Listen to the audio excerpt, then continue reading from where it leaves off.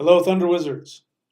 So today I want to share with you an upcoming event and allow you some time to get ready for it. So the full moon and new moons are very powerful times for ritual manifestation, especially when we've got eclipses. So we've got a full lunar eclipse, which I believe will be visible over much of the world. I believe the United States, certainly. So it's going to be a really powerful time to do ritual. Um, Full moon. This is going to be the first full moon of the year, so that in itself, it's going to start off the new year. In terms of the full moon. Now we've got an interesting scenario because it's going to be the full moon eclipsed, so that's going to set the tone for the whole year. That all the significances of eclipses, and depending on who you talk to, people will say, "Oh, an eclipse, stay indoors, don't look at the moon."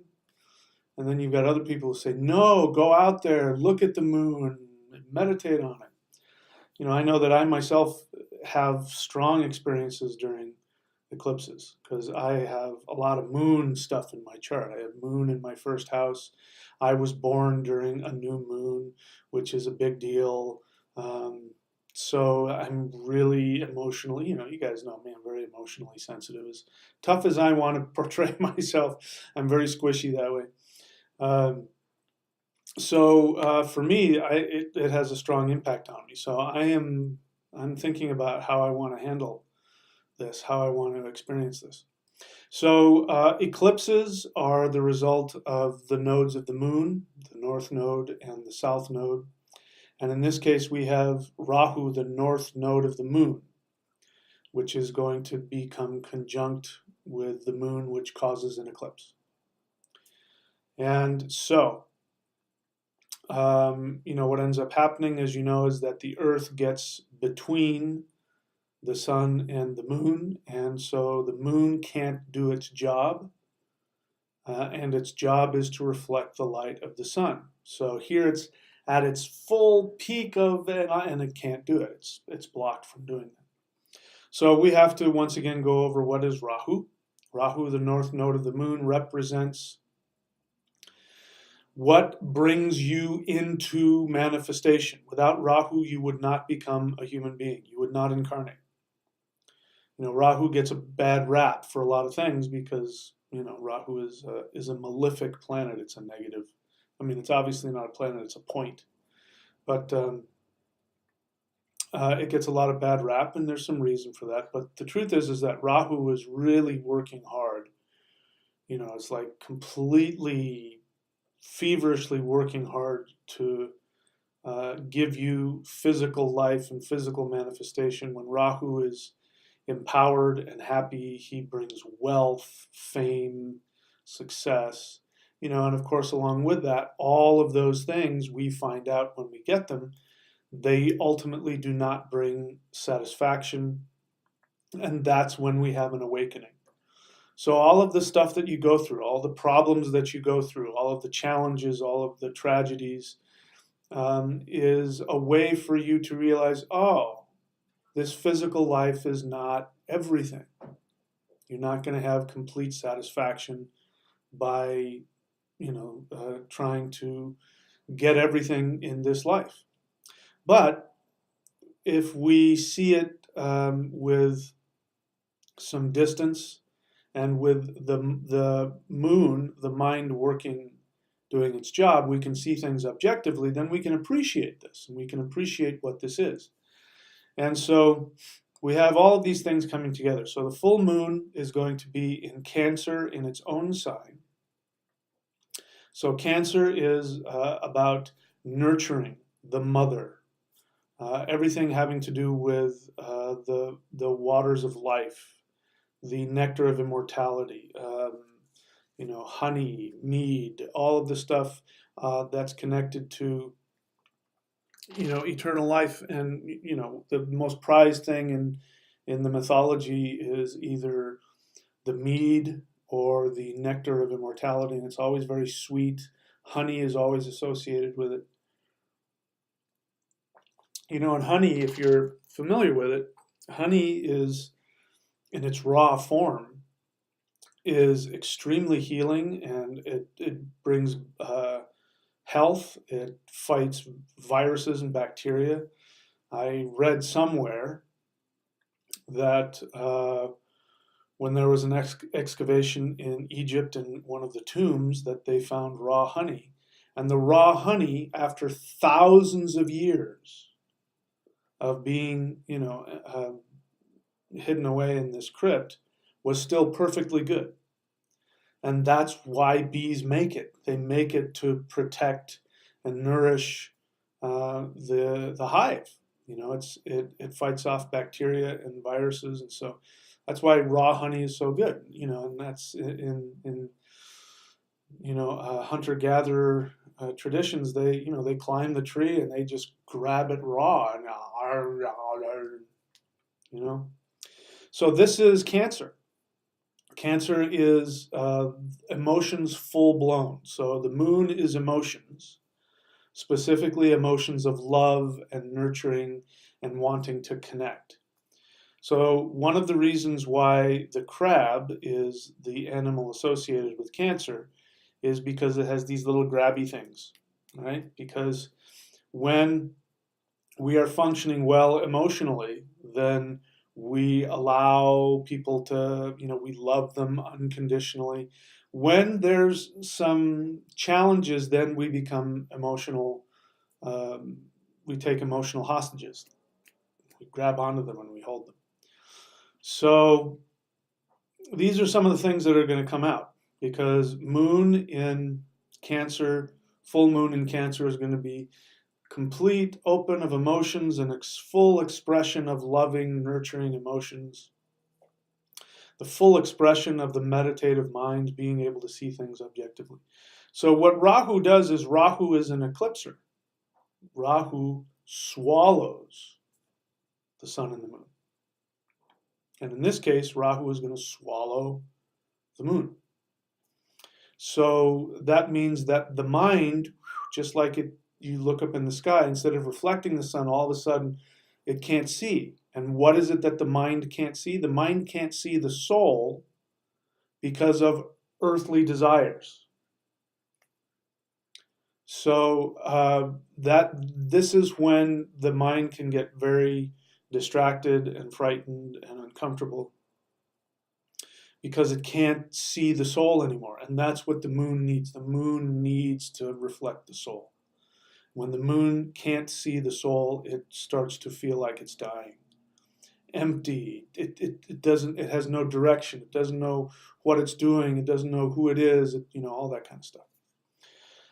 So Rahu, that's what Rahu does. So Rahu brings illusion. And what is the illusion that Rahu brings? Is that everything having to do with physical manifestation, it will make you happy. Money, fame, sex, glory, power, all of that. And the thing is that Rahu, if you've heard me talk about Rahu, Rahu was a snake who, drinking the nectar of immortality, he got caught by the gods. The gods cut his head off, and so he became immortal, but he had no body to experience everything he wanted to experience by becoming immortal.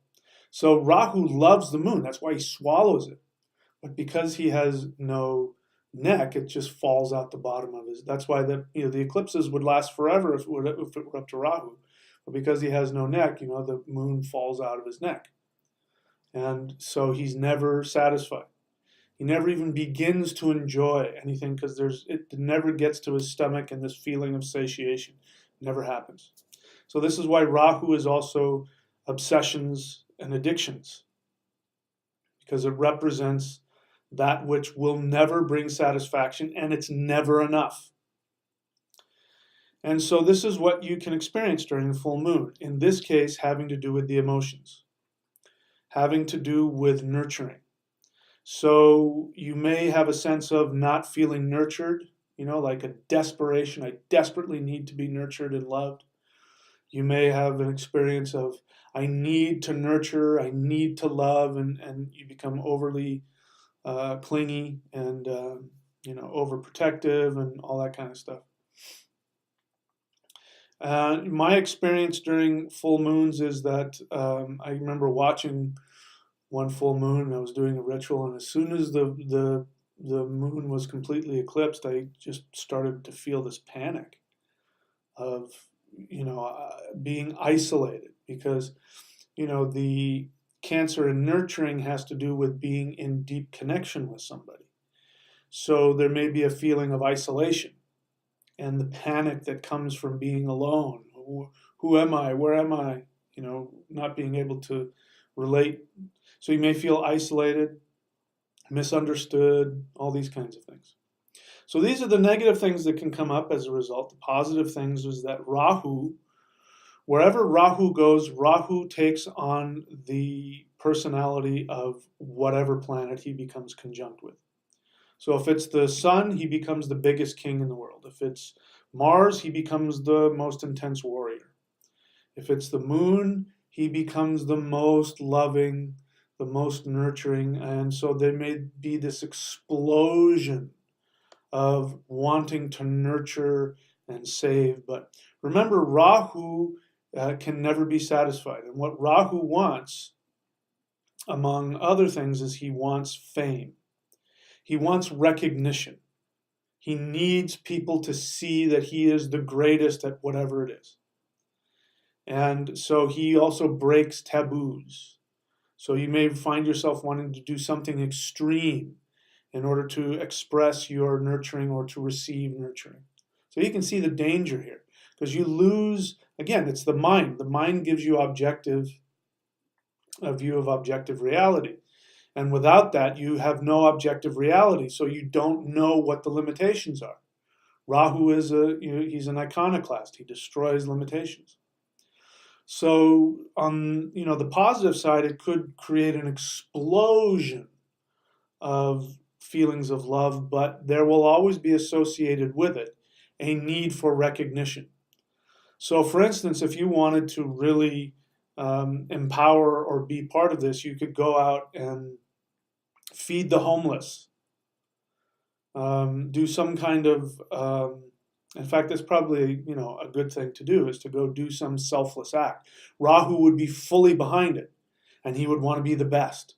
Look at me. Look at how I spent 12 hours feeding the homeless. I took homeless people in my house and I bathed them. He won't do it unless there's a payoff, and the payoff is, look at me. So when Rahu is working here, it can make somebody be the most incredible, helper of society. But as long as you understand that there's that need, so you have to honor that. Humility is important. So while you're going out there trying to seek recognition, you have to also understand that you'll never get enough, and so that's where the humility comes in. But you can't also deny that this is going to be there. So how do we worship during this time? So if you wanted to do a ritual, bear in mind that what's going to happen is that this will set the tone for the rest of the year. And so if you wanted to set the tone for one, let's say you wanted more nurturing in your life, you want to feel more nurtured, then this would be a time to meditate, even write down how you feel like you've been abandoned and victimized and unloved and unnurtured. And bear in mind that all of that is going to be in the smoke, in the haze of the illusion. So it's important to understand that, and then you look at it and go, okay, that's my illusion. So after the next day, you can look at all the, oh, nobody loved me, and I didn't get this, and I wish I could do this, and I want to save the whole world, whatever it is. Either you want to give compassion or you want to receive it, and look at it and go, that's an illusion. Doesn't mean that you shouldn't go after it, because here's the other benefit of Rahu. Remember I said that Rahu is the reason we came into manifestation. Without Rahu, we wouldn't even become human, because Rahu represents the unfulfilled desires that you're coming to learn. So these are new lessons. These are new lessons that are going to create karmic, deficits or credits in a future life. That's why it's so important to live a conscious life. If you live a conscious life, then you build up like savings in the bank, I'm not very good at saving money. I really, I need to get better at it. That's why I'm thinking about it. When you save money, you have all this reserve that you can tap into and use. And so this is living a conscious life. Notice I'm not saying be a good person, do righteous things. That's nonsense. Living a conscious life, being conscious and being constructive, builds up this savings in your spiritual account. So Rahu represents something brand new. This is something your soul says, I want to figure this out. So if you have Rahu in Cancer, for example, it means that in this lifetime, you've come to want to learn that. So you're just learning, you're just beginning, but it means you're obsessed with it. You're a perfectionist about it. So the way to worship, since the moon is the mother, and the moon is nurturing, and Cancer is the sign of nurturing, we're also in the nakshatra of Pushya. So Pushya is also about nurturing. So what we've got here is we've got the perfect storm, the alignment of the mother and nurturing at its highest. And again, Rahu comes here and blows things out of proportion. He blows it up. So this is the time to really focus on these things about nurturing. If you want more nurturing in your life, you think about that. If you are a nurturer, and there are some people that are, I give, codependent people a hard time for all kinds of reasons, but there actually are people who are nurturers. And this is something that they actually need to do, and it comes from the right place. So if you are a nurturer, this is the time to really meditate on all of the nurturing that you'd like to give, and to meditate on how to do that. So we worship whatever moon goddess you would like, and or whatever mother goddess. So, you could pick it. If you wanted to pick, Parvati is the Hindu mother goddess, Shakti.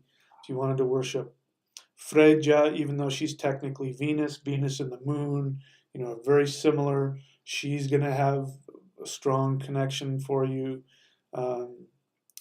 And Frigga, Frigga means love. So you want to worship her. But, whatever the earth goddess, it doesn't matter. Whatever goddess that you feel connected to, that connects you to nurturing and the mother and the goddess and the feminine, that's who you should do a ritual to.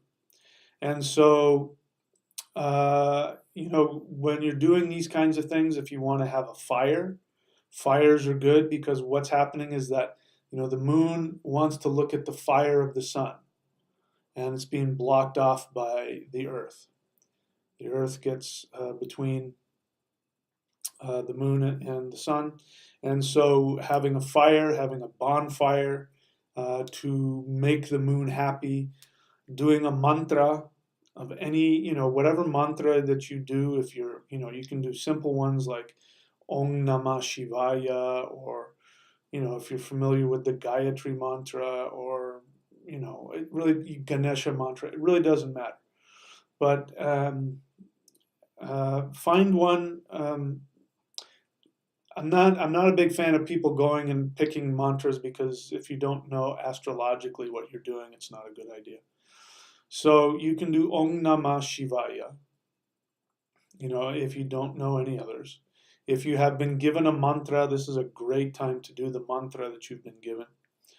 But even if you don't have a mantra and you talk to the mother, speak to the mother, pray to the mother, and maybe have some mead. This would be a great time to have mead in a ritual. So you could face the northwest, because the northwest is the direction of the moon. If you know about astrology, what you want to do is you want to look and see. Well, anyway, Facing northwest is fine. This is, again, the moon is also about the light elves. So this is why the light elves always give nurturing advice. Every bit of advice that the elves give is always in direct connection to what is going to help you evolve.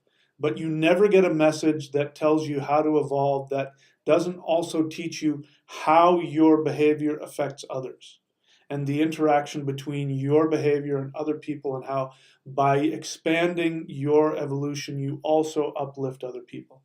The elves never talk outside of that relationship, outside of that connection. The ascended masters. So any kind of deep meditation is helpful. If you're able to do Qigong, this would be a good time to do that. Really do some powerful Qigong. And if you start to have some challenging feelings, some sadness, some fear, feeling unloved, misunderstood, all that's happening now is that Rahu is bringing to the surface what's already there. Because the other thing that Rahu does is Rahu is a revealer. He reveals what is secret, what is hidden. So when stuff comes up, like if you have a really difficult time during this period, it's very sad or a lot of intense, just go, these are things that need to come out. Like I tell my students, if you eat bad fish, you got to puke it up. You don't like it. And when you're starting to feel like you're going to throw up, you please, I don't want to throw up. You try and, I can't remember how many times when I was, a kid or, in high school or college. No, actually, I didn't drink in college, but in high school, going to parties and drinking too much. And then, please, God, don't let me throw up, please. But, you got to throw that up. You got to puke it up. Otherwise, you're keeping the garbage inside of you. So when it comes up, let it out. If you need to cry, this is the time to cry. Cry it all out. Get it all out, So anyway, those are my thoughts about the Blood Wolf Moon coming up in January 21st, 2019. And this is also a good video having to do with the moon in general and any issues with the moon, any issues with Cancer. And in general, anytime we're talking about a lunar eclipse, all of this stuff is relevant. It's just now the epitome. This is the epitome of the moon being eclipsed by Rahu. This is the epitome of all of the stuff. I mean, just you couldn't have it more intense. You couldn't have it more connected to the mind, emotions, the mother, than this. So take advantage of it. Again, if you have changes that you want to make, because the other thing that Rahu does is Rahu is an equalizer. Rahu will bring to you an opportunity to release all of the karmic baggage.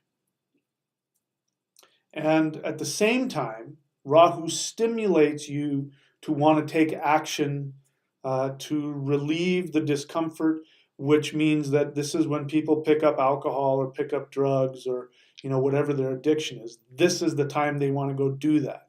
And what does that do? That creates a deeper, catch-22 of you go deeper into your karma. So this is why doing these kinds of rituals are important, because left to yourself, you might unconsciously be stimulated to go take more destructive action that puts you deeper into karmic debt. Instead, when those feelings come up, instead of acting on them, in a destructive fashion, I'm going to call that boyfriend that broke up with me and I'm going to ask him why, or, I'm going to please take me back, or, whatever it is, or you're going to go, who knows what. Whatever it is that is destructive for you, don't do that. Instead, spend it in meditation and in ritual, and let yourself become aware of all of those feelings and release them. Don't act on them in order to suppress them. Release them. Have them all. And, if, like me, maybe you'll have the same experience, where as I was watching the moon being eclipsed, I remember feeling the feelings coming over me and feeling the desperation and the loneliness and the confusion and the panic. And then as it passed, I felt myself come back to myself again. And so it's a great opportunity to let it go, because Rahu will do that. Rahu ultimately wants to bring you the experience of letting go of that. See, here, let me show you what the garbage underneath is, what he's doing. And he'll stimulate you to take action on it, because that's the only way you learn. You know, he's a teacher, but he teaches negatively, meaning, you know, he'll say, if you've never touched a stove before and you're really obsessed with the stove, he'll say, oh yeah, stick your finger in that. Stick your finger in the fire. And you stick your finger in the fire, you never do it again. So that's how he teaches. So sometimes people have to keep sticking their finger in that hot flame until finally they get it that, oh, if I keep doing that, it's going to burn me. So the conscious thing to do is to go, wow, I really want to stick my finger in that hot flame, but that's going to burn me, and I want to release all of the desires that are pushing me to do that. Okay? That's, in my experience, some of the best ways to allow Rahu, or Loki, the trickster. You could also talk to Loki as well. You know, get some mead if you want, and sit down with Loki and unburden yourself. The thing about Loki is that you cannot, if you're going to work with Loki, you cannot hide anything from him. And if you try to dress yourself up and be something more than what you are, he's going to tear you apart. But if you come in with humility and say, everything, the worst possible secrets. Do you have a secret? Like a really horrible secret you've never told anybody that still plagues you? All of the shame that you have, talk to him about it during that time. Say, I'm ashamed of myself because of this. I did this, or I feel this, or this is my deepest fear. He's the person to share it with, because that's what he wants anyway. Whenever he does his magic or his tricks or his deceptions, he's trying to stimulate you to become aware of what's under the surface. So if you just come and bring it to him, you know, then he relieves that of you and allows you to see things more clearly. That's the two sides of Loki and Rahu. If you're not conscious, Rahu is going to take you deeper into the illusion, which again is the illusion that, you know, this physical world will bring satisfaction. Or if you release that and you acknowledge your illusions, your delusions, your false ego, all that kind of stuff, then he goes, good, I'm glad that you see. Here's some truth for you. Here's some success for you, because I know you can handle it now. Okay? All right, so those are my thoughts about all that. And talk to you soon.